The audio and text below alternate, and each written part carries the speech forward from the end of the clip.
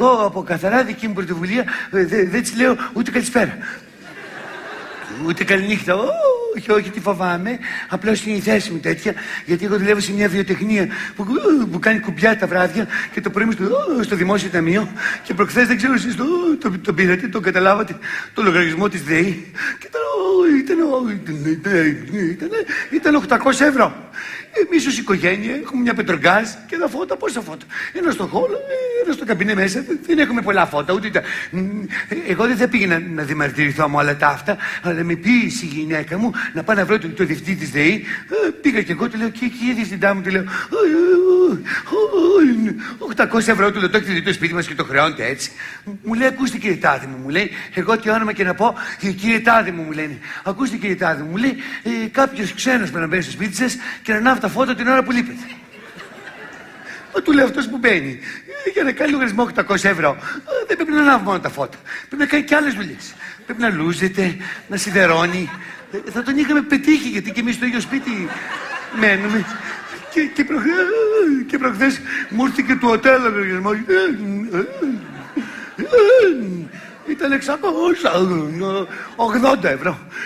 Εγώ δεν θα πήγαινα να διαμαρτυρηθώ, αλλά με πίεσε η γυναίκα μου πάλι και πήγα βρήκα και το διευθυντή του ΟΤΕ και μου είπε και αυτό το ίδιο πράγμα. Ότι κάποιος ξένος πρέπει να μπαίνει στο σπίτι μας και να κάνει τηλέφωνο στην Αμερική όταν λείπουμε. Τι σόι άνθρωπος είναι αυτός που μπαίνει στο σπίτι μας, ανάβει τα φώτα, σιδερώνει, λούζεται.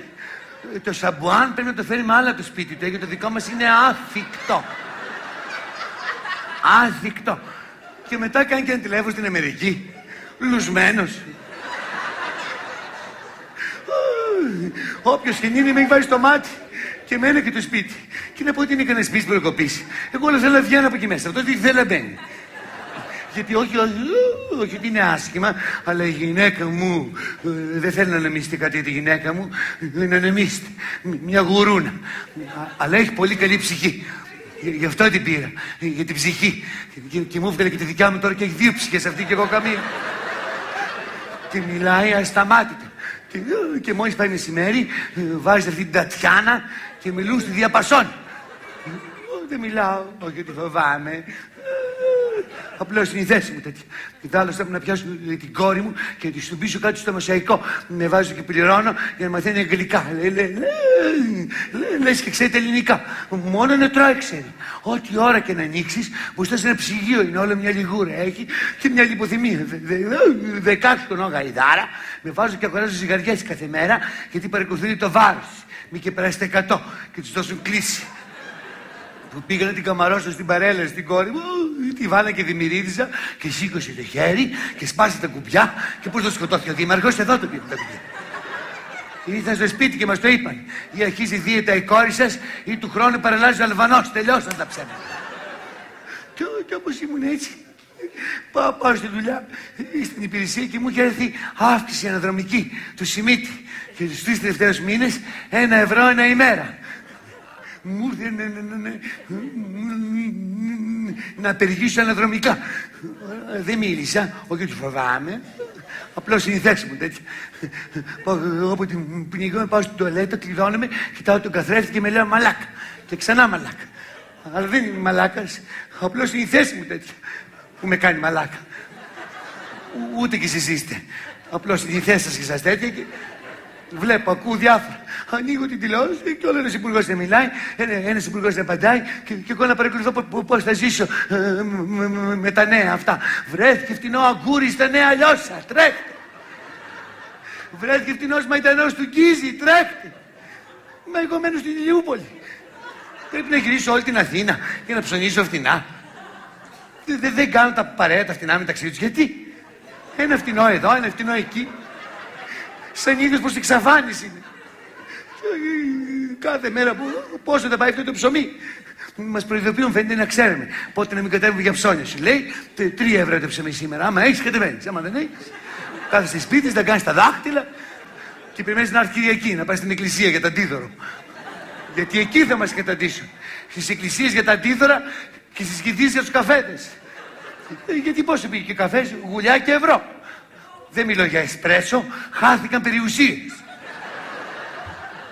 Εμείς όλοι με η παρέα έχουμε βρει κόλπο, πάμε στα νεκροταφεία και δεν πίνουμε τζάμπα στα μνημόσυνα τον καφέ. Να ζήσουμε τον θυμόμαστε, τον άγνωστο. Και φαΐ όπου γίνονται γένεια τρέχουμε. Όπου γίνονται γένεια τρέχουμε. Το τι ζωγράφο έχω δει τα τελευταία χρόνια, εδώ την παίζω τη μοντέρνα τέχνη.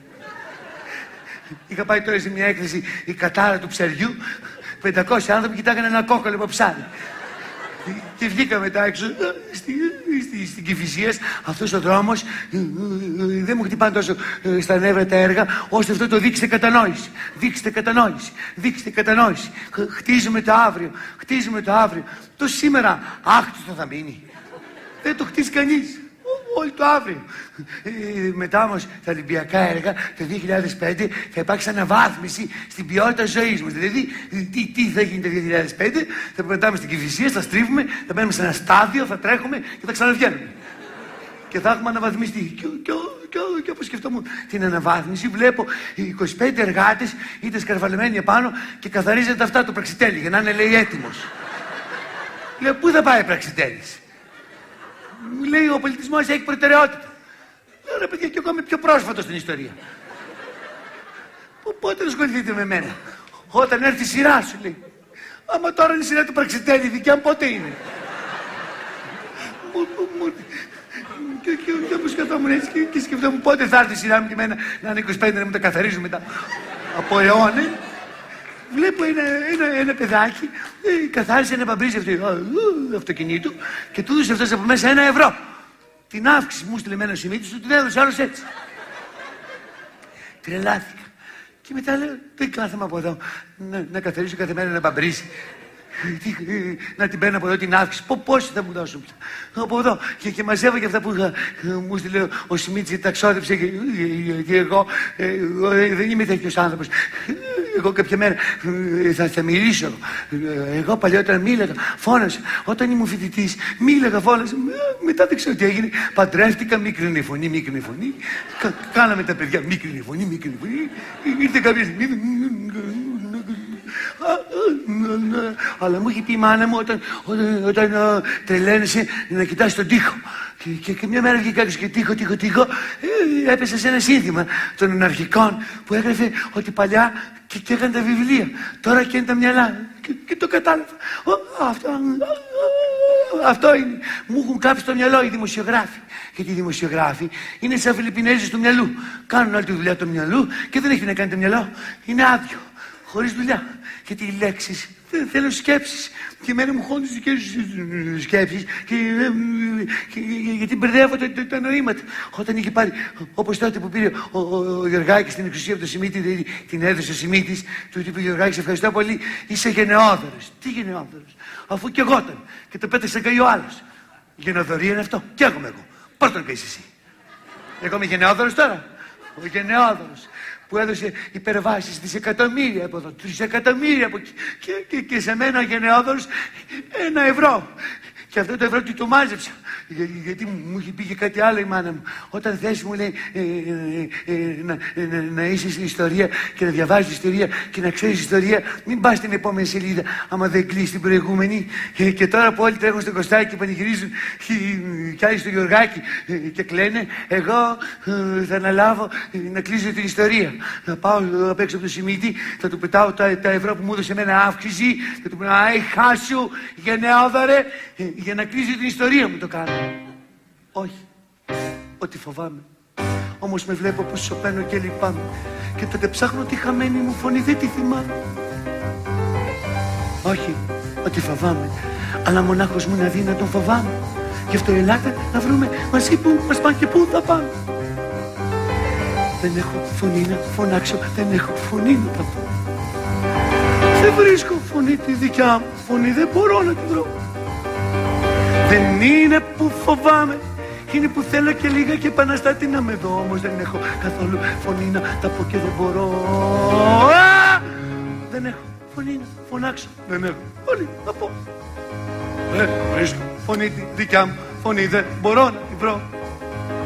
Δεν είναι που φοβάμαι, είναι που έχω συνηθίσει μοναχός μου να μιλώ και μόνο εδώ στην τεράτσα δεν φοβάμαι. Και να με